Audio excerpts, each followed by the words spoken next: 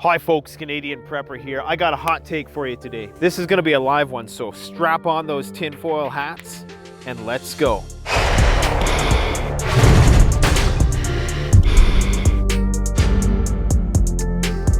I have a sneaking suspicion that the US economy is in a lot more trouble than a lot of people realize. I was listening to a financial analyst talk about something that I've talked about a lot on this channel before, and that's the fact that the government is never going to do anything to incite a panic. I've talked about how they're never going to admit to inflation. They're never going to admit that hyperinflation is occurring, because the moment they do, it's going to get worse. It's going to become a self-fulfilling prophecy. People are going to divest from the stock market, and they're going to be scrambling to try to put that liquidity into some hard asset. Right? Something that's going to retain value. If you know your money is losing value every day, whether it's in the stock market or otherwise, and that stock market is not melting up accordingly, like we kind of seen in 2020 happen already, then you're going to want to move that money to some place where you can retain that money. That's when you get the market crash. That's when you get the hyperinflation. It hasn't happened yet because demand has been low throughout all of the pandemic. Consumer demand has been relatively low. Consumer spending has been low.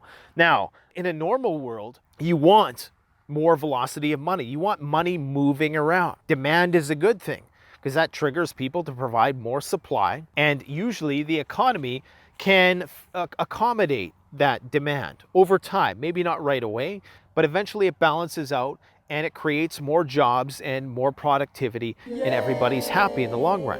But when you're in an inflationary debt spiral, when you have people who are over leveraged and borrowing on margin to invest into the stock market, okay, just like what happened in 1929, people are borrowing money to buy stocks, okay, money they don't have to try to make money to keep up with inflation.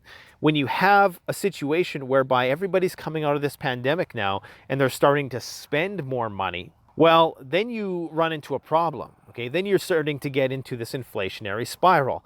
And that's why we're only starting to see the inflation now, because throughout the pandemic, the inflation was held at bay because everybody was sitting at home putting their money into the stock market for the most part, or Bitcoin or whatever. Now, people are starting to go out and they're starting to spend again.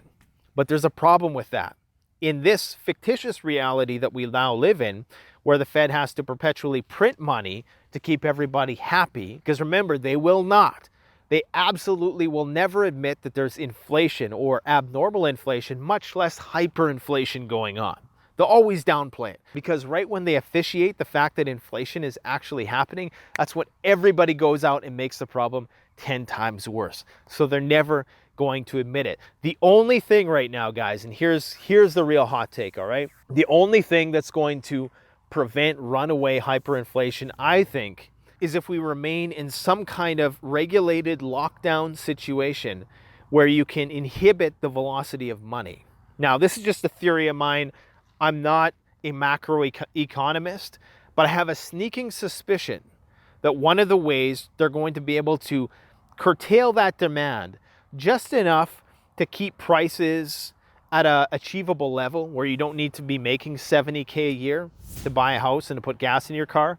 The only way they're going to be able to do that is if they can somehow bring the prices of those things down. And how do you do that? Well, you have another lockdown. Now, here's the kicker with inflation. I talked about this in my last video, and this is very important to understand, is that I've often conservatively referenced the consumer price index as some kind of measure of how bad inflation is. I think they're saying it's 4%, but here's the problem with that. The problem with that is, as far as I know, most of those fixed expenses, okay, we're talking about things like food, gas, shelter in the form of real estate, natural gas, water, electricity, all the things that you need to survive, healthcare, okay, all of these things, the price going sky high, skyrocketing. What is going down in price? The shit you don't need, okay, the electronics. You want to be able to stream 50,000 movies for $10 a month? Yeah, we'll give that to you. You want a brand new tablet that can run any program you throw at it? You want a phone that can run 8K? Yeah, we'll give you that for $100. No problem. $100 tablet, it's not even going to be cheap either. It's going to actually work. It's going to do its thing. Cheap TVs, cheap stuff that you're only going to buy once. and that's the kicker, is that the things that you're only buying once or periodically are going down in price due to what they call technological deflation. That means that the better manufacturing gets, the cheaper labor costs get, the cheaper shipping costs get, although shipping is going up right now, but the cheaper production costs get, then the more you can pass those savings on to the consumer and compete, thereby driving the price down. Now, obviously, like I said, there's shipping issues, there's microchip issues, which are somewhat counterbalancing that.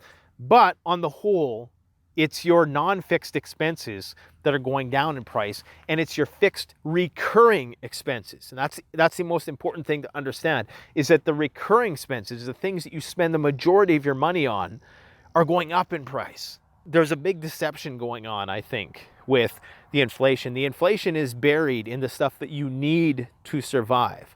The stuff that you don't need to survive, it's going to be cheap till the end. Until the proverbial moment where the shit hits the fan, you will be able to get a TV set, 50-inch TV set, 4K, for under $200. I guarantee you, right to the bitter end. Even as people are standing in food lines, you'll still be able to buy a cheap TV set. That's what a lot of people are going to reference when they're gauging how good the economy is. But over time, it's going to become very apparent what's going on. Now, here's what I think. This is the big one. You ready for it? There was somebody who messaged me from Israel, I think it was 3 weeks or 4 weeks ago.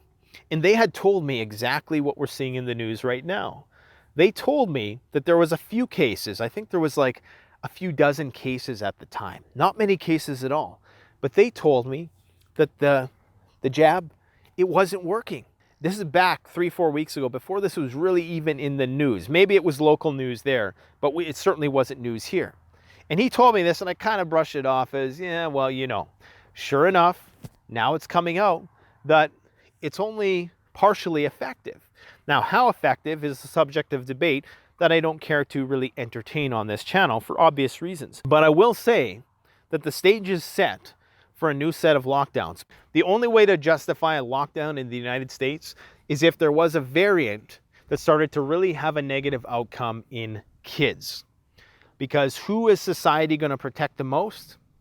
Kids. We'll do anything for our kids, even if it means going into yet again another lockdown. When you have the majority of people over that age demographic, over the age of 12, who have now got the jab, where is the easy target for the virus? Where is it going to try to mutate into in order to stay alive? I don't know what kind of immunity kids have. Maybe it's better. I don't know. All I'm saying is that when that time comes, and when we start seeing those variants act up in those age demographics, which everybody wants to protect, that's when we're going to see a whole new schwack of problems, because there's a lot of people who are going to be resistant to measures which may be taken to mitigate a situation like that. Like meet Kevin, Kathy Wood of Ark Invest.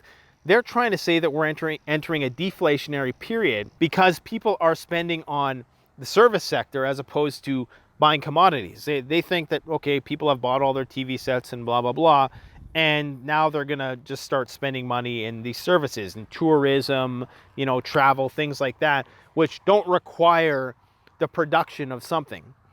But they do actually require that. That money goes somewhere. If there's more people traveling, then there's more ships that you have to make. And as a result of that, you know, the price of shipbuilding materials goes up. You get what I'm saying. The more hotels there is, the more the hotels have to outfit their rooms with new TVs. So there's definitely going to be an impact on commodity prices, regardless of where the money goes. And they forget that the majority of money people spend isn't on those things anyways. It's on the recurring expenses, which in some ways are mitigated by lockdowns. If you don't have to travel, you know, then the price of oil goes down. If people are not going out to restaurants as much, then the price of food might ease back a little bit. If people are not out there buying up homes, then the price of homes are going to start to abate a little bit. It's very convenient that you can manage inflation by stopping people from spending money. In a normal economy, you would want people to spend money. Okay, the velocity of money is a good thing. But like I said, maybe they don't want to do that. maybe this is the end game of the American empire, and they're trying to slow it down, and they're trying to bring the plane down for an easy landing. They're trying to bring the troops home, as we all know, and chaos is starting to build again around the world. And you know what that means? That means that you're going to see more, I can't say the word, but T attacks, right? You're going to start to see that. And now we're entering the age of cyber attack. Stay safe. Let me know what you think about all this babble in the comment section below. Thanks for watching. Don't forget to like, comment, subscribe. If you enjoy the video, Canadian Prepper out. The best way to support this channel is to support yourself by gearing up at CanadianPreparedness.com. Your one-stop shop for premium, high-quality, brand-name products that have been tried and tested by myself and other YouTube gear reviewers. My subscribers save 10% off by using the coupon code SURVIVALPREPPER. All one word in all caps.